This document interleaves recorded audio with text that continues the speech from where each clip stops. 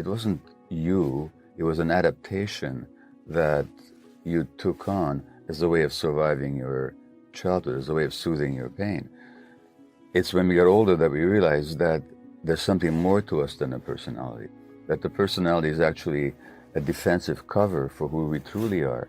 And as we start, you go through therapy and you go through layers, and then you realize, oh, that's not actually me, and I'm freer without it. Then you realize that what we thought was the personality was actually just a defensive cover. My next book is going to be entitled The Myth of Normal, Illness and Health in an Insane Culture. And when I say insane culture, I mean a culture that doesn't meet human needs.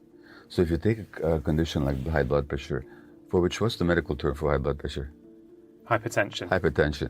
Okay, and doctors, of course, say, our colleagues say, well, there's a few types of hypertension for which there's a cause, like kidney disease or some kind of hormonal disorder. Just take the word hypertension and slow it down a bit. Hypertension, hypertension, hypertension. Maybe there's too much tension in people's lives, you know? And if you actually look at the rising rates of hypertension, it's got to do with social pressure and social stresses. And I know that usually when I take care of myself, I have the blood pressure of a young person.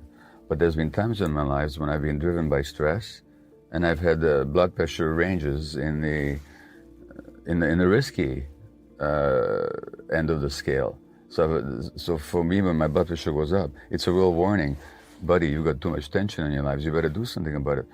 All we do in medicine is we hand out pills, or we tell people to lose weight, but we never address the sources of real tension in their lives. And so, for example, if you look at black American males, they have much higher risk of hypertension than, say, white American males.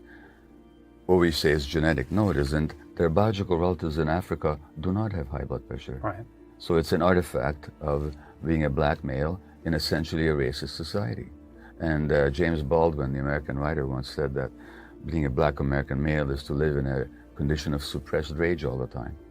Yeah. Well, that suppressed rage will drive your blood pressure. So high blood pressure is a great example of a socially induced physiological condition, which is mediated through our emotions and the impact of our emotions on our autonomic nervous system and on our hormones. When you get down to it, it's very simple. Either you raise human beings whose needs are met, or you raise human beings in a way that you don't meet their needs. When you don't meet people's needs, they have to adapt in artificial ways. Those adaptations become the sources of illness later on. There was an article in Childhood Development generated by the Harvard Center on the Developing Child. So as prestigious as you get. And in their abstract, they say that human environments that, because of scarcity or stress, trouble young children, cause these children to make adaptations which are psychological and physiological adjustments that are necessary for immediate survival and adaptation, but which may come at a long-term cost to health, behavior, and longevity. In other words, the way that young children adapt to stress early on helps them survive that early stress, but in the long term, those same adaptations become sources of pathology. So if you look at my own tuning out, so the tuning out that I did as an infant under conditions of severe psychological strain is an adaptation. It helped me as an infant survive a year where the situation was utterly impossible. But that same tuning out gets programmed into my brain, and now I'm diagnosed with a medical condition, ADHD, decades later. So what was adaptive in one circumstance becomes maladaptive later on. I'm suggesting that much of illness begins with that these are necessary personally adaptations, however, which then stress us later on.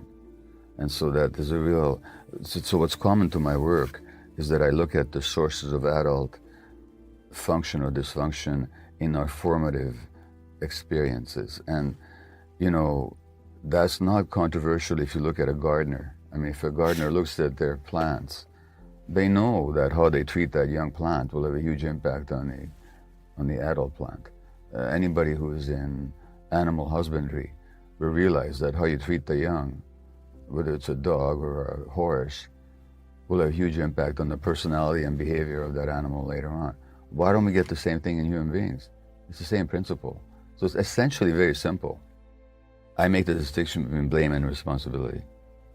Blame says that you did something that you could have done otherwise, and so therefore you're at fault. That's what blame says. Responsibility says, yes, you did this to yourself, but not consciously or deliberately. You did it because you're programmed to do it by your own childhood experience, which in turn was programmed by your parents' childhood experience. So there's nobody at fault. Everybody does their best. But we do pass these unconscious patterns on.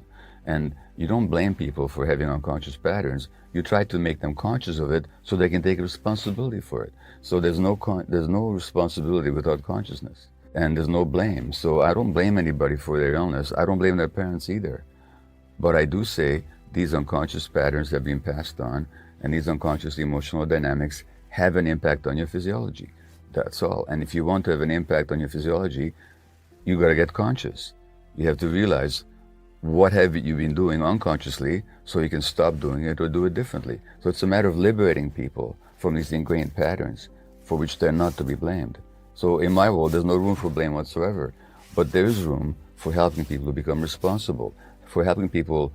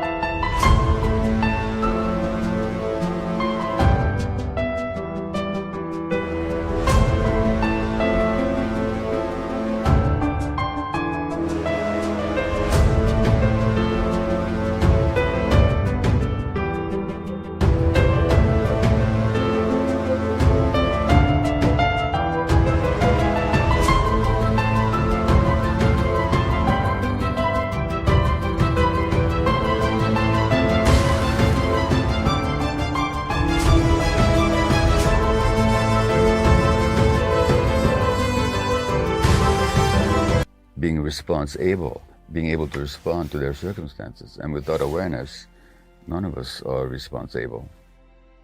The personality itself is a defensive structure that we develop as a way of dealing with our pain. So much of what we consider to be our personality is actually an overlay upon our true selves. And so these weren't choices in childhood. For example, with my ADD, the tuning out. I never chose to tune out, but when I was an infant under the conditions that I've described, of being a Jewish infant under the Nazis, I had plenty of stress on me. And how does an infant deal with stress that they can't change? They tune out. And then the tuning out becomes programmed into my brain. And then so many years later, I'm diagnosed with ADD. It wasn't a choice that I made, it was an adaptation.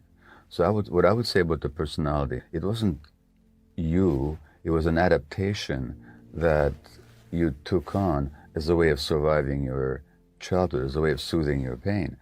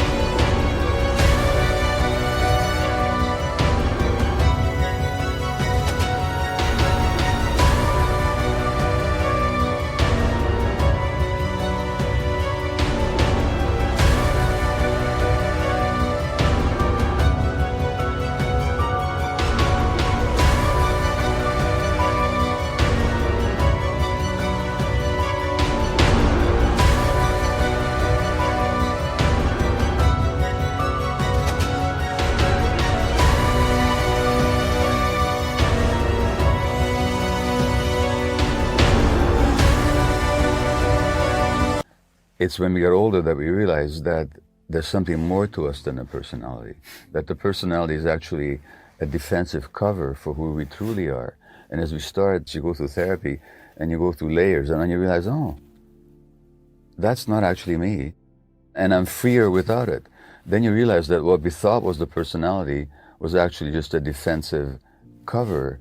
And once we strip that defense off and we find it no longer necessary, we become much more true to ourselves, much more true to ourselves, so we become much more balanced and happier in our lives. So yes, it was the personality, but you are not your personality. When I speak to a room of people and I ask them how many are addicted, most people will only think of drugs, so some people put their hand up. Then I give them my broader definition of addiction, and not everybody puts their hand up. And that definition is that an addiction is manifested in any behavior that a person finds temporary pleasure or relief in, and therefore craves, but suffers negative consequences in the long term, and is going to be able to give it up. So any behavior, not just drugs. The key hallmarks are craving, pleasure, relief in the short term, negative outcomes in the long term, inability to give it up. That's what an addiction is.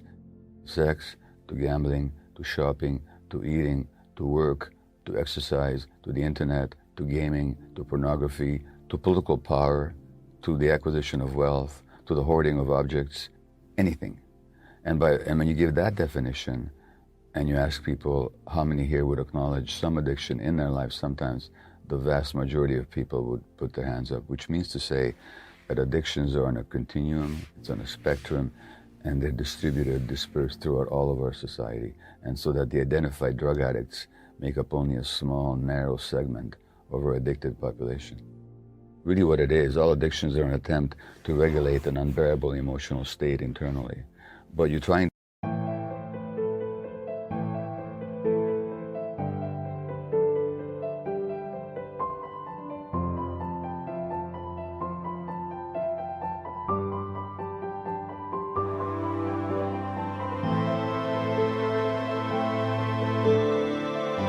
to regulate your internal state through external means. And that's what an addiction is. So temporarily you get a change in the state of your brain, in a change of your physiology. You can do that through drugs. You can also do it through gambling or internet or sex or shopping. But essentially after that same revitalization of your incentive and motivation circuitry of your brain. And so from my perspective, there's only one universal addiction process that dominates all addicted people. The targets of addiction may be different. The internal effects are much the same. When you look at the sources of it, the states that people are trying to escape are states of emotional distress, states of emotional pain, and hence why the addiction, not why the addiction, but why the pain.